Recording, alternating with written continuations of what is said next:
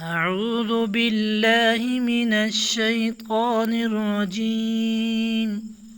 بسم الله الرحمن الرحيم. الذي أنزل على عبده الكتاب ولم يجعل له عوجا قيما لينذر بأسا شديدا من لدنه ويبشر المؤمنين الذين يعملون الصالحات أن لهم أجرا حسنا ماكثين فيه أبدا وينذر الذين قالوا اتخذ الله ولدا ما لهم به من علم ولا لآبائهم كبرت كلمة تخرج من أفواههم إن يقولون إلا كذبا فلعلك باقع نفسك على آثارهم إن لم يؤمنوا بهذا الحديث أسفا إنا جعلنا ما على الأرض زينة لها لنبلوهم أيهم أحسن عملا وإنا لجاعلون ما عليها صعيدا جرزا أم حسبت أن أصحاب الكهف والرقيم كانوا من آياتنا عجبا إذا والفتية إلى الكهف فقالوا ربنا آتنا من لدنك رحمة وهيئ لنا من أمرنا رشدا فضربنا على آذانهم في الكهف سنين عددا ثم بعثناهم لنعلم أي الحزبين يحصى لما لبثوا أمدا نحن نقص عليك نبأهم بالحق إنهم فتية آمنوا بربهم وزدناهم هدى وربطنا على قلوبهم إذ قاموا فقالوا ربنا رب السماوات والأرض لن ندعو من دونه إلها لقد قلنا إذا شططا هؤلاء قوم اتخذوا من دونه آلهة لولا يأتون عليهم بسلطان بين فمن أظلم ممن افترى على الله كذبا وإذ اعتزلتموهم وما يعبدون إلا الله فأووا إلى الكهف ينشر لكم ربكم من رحمته ويهيئ لكم من أمركم مرفقا وترى الشمس إذا طلعت تزاور عن كهفهم ذات اليمين وإذا غربت تقرضهم ذات الشمال وهم في فجفة من ذلك من آيات الله من يهد الله فهو المهتد ومن يضلل فلن تجد له وليا مرشدا وتحسبهم أيقاظا وهم رقود ونقلبهم ذات اليمين وذات الشمال وكلبهم باسط ذراعي بالوصيد لو اطلعت عليهم لوليت منهم فرارا ولملئت منهم رعبا وكذلك بعثناهم ليتساءلوا بينهم قال قائل منهم كم لبثتم قالوا لبثنا يوما أو بعض يوم قالوا ربكم أعلم بما لبثتم فابعثوا أحدكم بورقكم هذه إلى المدينة فلينظر أيها أزكى طعاما فليأتكم برزق منه وليتلطف ولا يشعرن بكم أحدا إنهم إن يظهروا عليكم يرجموكم أو يعيدوكم في ملتهم ولن تفلحوا إذا أبدا وكذلك عثرنا عليهم ليعلموا أن وعد الله حق وأن الساعة لا ريب فيها إذ يتنازعون بينهم أمرهم فقالوا ابنوا عليهم بنيانا ربهم أعلم بهم قال الذين غلبوا على أمرهم لنتخذن عليهم مسجدا سيقولون ثلاثة رابعهم كلبهم ويقولون خمسة سادسهم كلبهم رجما بالغيب ويقولون سبعة وثامنهم كلبهم قل ربي أعلم بعدتهم ما يعلمهم إلا قليل فلا تمار فيهم إلا مراء ظاهرا ولا تستفت فيهم منهم أحدا ولا تقولن لشيء إني فاعل ذلك غدا إلا أن يشاء الله واذكر ربك إذا نسيت وقل عسى أن يهديني ربي لأقرب من هذا رشدا ولبثوا في كهفهم 300 سنين وازدادوا 9 قل الله أعلم بما لبثوا له غيب السماوات والأرض أبصر به واسمع ما لهم من دونه من ولي ولا يشرك في حكمه أحدا واتل ما أوحي إليك من كتاب ربك لا مبدل لكلماته ولن تجد من دونه ملتحدا واصبر نفسك مع الذين يدعون ربهم بالغداة والعشي يريدون وجهه ولا تعد عيناك عنهم تريد زينة الحياة الدنيا ولا تطع من أغفلنا قلبه عن ذكرنا واتبع هواه وكان أمره فرطا وقل الحق من ربكم فمن شاء فليؤمن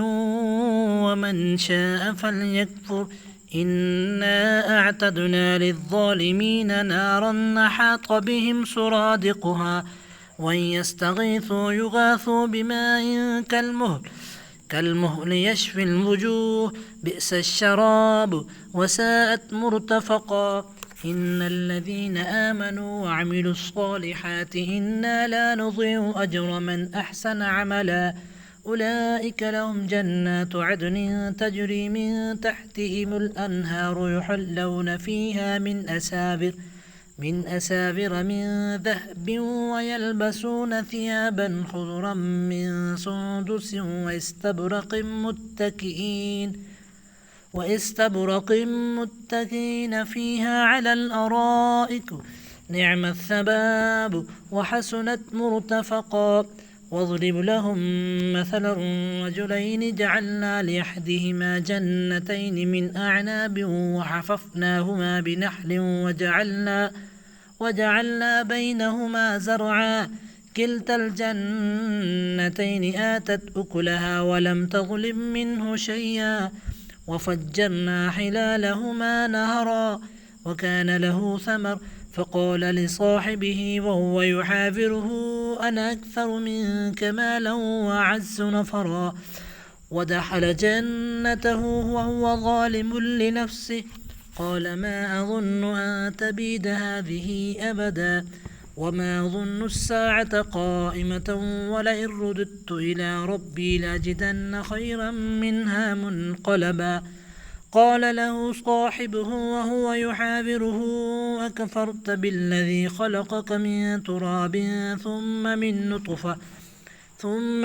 نطفة ثم سواك رجلا لكن هو الله ربي ولا أشرك بربي أحدا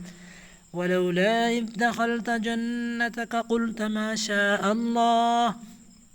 لا قوة إلا بالله إن ترني أنا أقل منك مالا وولدا فعسى ربي أن يؤتيني خيرا من جنتك أو يرسل عليها حسبانا من السماء فتصبح صعيدا زلقا أو يصبح ماؤها غورا فلا تستطيع له طلبا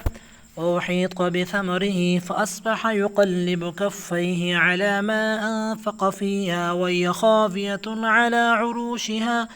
ويقول يا ليتني لم أشرك بربي أحدا ولم تكن له فئة ينصرونه من دون الله وما كان منتصرا هنالك الولاية لله الحق هو خير ثوابا وخير عقبا واضرب لهم مثل الحياة الدنيا كماء أنزلناه من السماء فاختلط به نبات الأرض فأصبح هشيما تذروه الرياح وكان الله على كل شيء مقتدرا المال والبنون زينة الحياة الدنيا والباقيات الصالحات خير عند ربك ثوابا وخير أملا ويوم نسجر الجبال وترى الأرض بارزة وخشرناهم فلم نغادر منهم أحدا وعرضوا على ربك صفا لقد جئتمونا كما خلقناكم أول مرة بل زعمتم أن لن نجعل لكم موعدا ووضع الكتاب فترى المجرمين مشفقين مما فيه ويقولون يا ويلتنا ما لهذا الكتاب لا يغادر صغيرة ولا كبيرة إلا أحصاها ووجدوا ما عملوا حاضرا ولا يظلم ربك أحدا وإذ قلنا للملائكة اسجدوا لآدم فسجدوا إلا إبليس كان من الجن ففسق عن أمر ربي أفتتخذونه وذريته له أولياء من دوني وهم لكم عدو بئس للظالمين بدلا ما أشهدتهم خلق السماوات والأرض ولا خلق أنفسهم وما كنت متخذ المضلين عضدا ويوم يقول نادوا شركائي الذين زعمتم فدعوهم فلم يستجيبوا لهم وجعلنا بينهم موبقا ورأى المجرمون النار فظنوا أنهم مواقعها ولم يجدوا عنها مصرفا ولقد صرفنا في هذا القرآن للناس من كل مثل وكان الإنسان أكثر شيء جدلا وما منع الناس أن يؤمنوا إذ جاءهم الهدى ويستغفروا ربهم إلا أن تأتيهم سنة الأولين أو يأتيهم العذاب قبلا وما نرسل المرسلين إلا مبشرين ومنذرين ويجادل الذين كفروا بالباطل ليدحضوا به الحق واتخذوا آياتي وما أنذروا هزوا ومن أظلم ممن ذكر بآيات ربه فأعرض عنها ونسي ما قدمت يداه إنا جعلنا على قلوبهم أكنة أن يفقهوا وفي آذانهم وقرا وإن تدعهم إلى الهدى فلن يهتدوا إذا أبدا وربك الغفور ذو الرحمة لو يؤاخذهم بما كسبوا لعجل لهم العذاب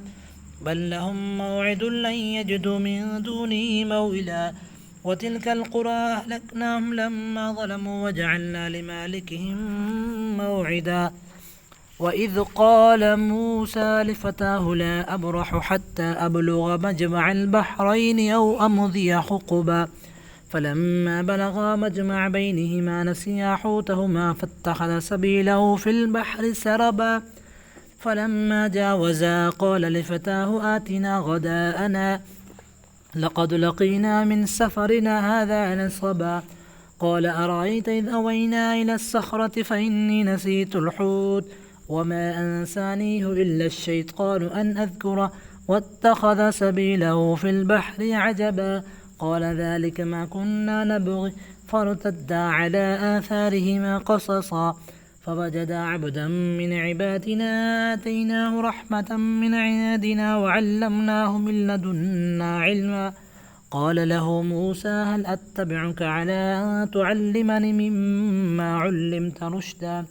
قال إنك لا تستطيع معي صبرا وكيف تصبر على ما لم تحط به خبرا قال ستجدني إن شاء الله قال ستجدني إن شاء الله صابرا ولا أعصي لك أمرا قال فإن اتبعتني فلا تسألني عن شيء حتى أحدث لك منه ذكرا فانطلقا حتى إذا ركبا في السفينة خرقها قال خرقتها لتغرق أهلها لقد جئت شيئا إمرا قال ألم أقل لك إنك لا تستطيع معي صبرا قال لا تؤاخذني إني نسيت ولا ترهقني من أمري عسرا فانطلقا حتى إذا لقيا غلاما فقتله قال قتلت نفسا زكية بغير نفس لقد جئت شيئا نكرا قال ألم أقل لك إنك لن تستطيع معي صبرا قال إن سألتك عن شيء بعدها فلا تصاحبني قد بلغت من لدني عذرا فانطلقا حتى إذا أتيا أهل قرية استطعما أهلها فأبوا أن يضيفوهما فوجدا فيها جدارا يريد أن ينقض فأقامه قال لو شئت لاتخذت عليه أجرا قال هذا فراق بيني وبينك سأنبئك بتاويل ما لم تستطع عليه صبرا أما السفينة فكانت لمساكين يعملون في البحر فأردت أن أعيبها وكان وراءهم ملك يأخذ كل سفينة غصبا وأما الغلام فكان أبواه مؤمنين فخشينا أن يرهقهما طغيانا وكفرا فأردنا أن يبدلهما ربهما خيرا منه زكاة وأقرب رحما وأما الجدار فكان لغلامين يتيمين في المدينة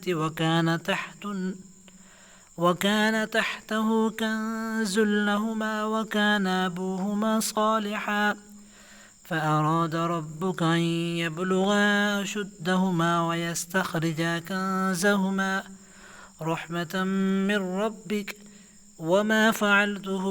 عن أمري ذلك تأويل ما لم تستطع عليه صبرا ويسألونك عن ذي القرنين قل سأتلو عليكم منه ذكرا إنا مكنا له في الأرض وآتيناه من كل شيء سببا فأتبع سببا حتى إذا بلغ مغرب الشمس وجدها تغرب في عيد حمية ووجد عندها قوما قلنا يا ذا القرنين إما أن تعذب وإما أن تتخذ فيهم حسنا قال أما من ظلم فسوف نعذبه ثم يرد إلى ربه فيعذبه عذابا نكرا وأما من آمن وعمل صالحا فله جزاء الحسنى وسنقول له من أمرنا يسرا ثم اتبع سببا حتى إذا بلغ مطلع الشمس وجدها تطلع على قوم لم نجعل لهم من دونها سترا كذلك وقد أحطنا بما لديه خبرا ثم اتبع سببا حتى إذا بلغ بين السدين وجد من دونهما قوما لا يكادون يفقهون قولا قالوا يا ذا القرنين إن يأجوج ومأجوج مفسدون في الأرض فهل نجعل لك حرجا على أن تجعل بيننا وبينهم سدا قال ما مكني فيه ربي خير فاعينوني بقوة أجعل بينكم وبينهم ردما آتوني زبر الحديد حتى إذا ساوى بين الصدفين قال انفخوا حتى إذا جعله نارا قال آتوني يفرغ عليه قطرا فما استطاعوا أن يظهروه وما استطاعوا له نقبا قال هذا رحمة من ربي فإذا جاء وعد ربي جعله دكا وكان وعد ربي حقا وتركنا بعضهم يومئذ يموج في بعض ونفخ في الصور فجمعناهم جمعا وعرضنا جهنم يومئذ للكافرين عرضا الذين كانت أعينهم في غطاء عن ذكري وكانوا لا يستطيعون سمعا أفحسب الذين كفروا أن يتخذوا عبادي من دوني أولياء إنا أعتدنا جهنم للكافرين نزلا قل هل ننبئكم بالأخسرين أعمالا الذين ضل سعيهم في الحياة الدنيا وهم يحسبون أنهم يحسنون صنعا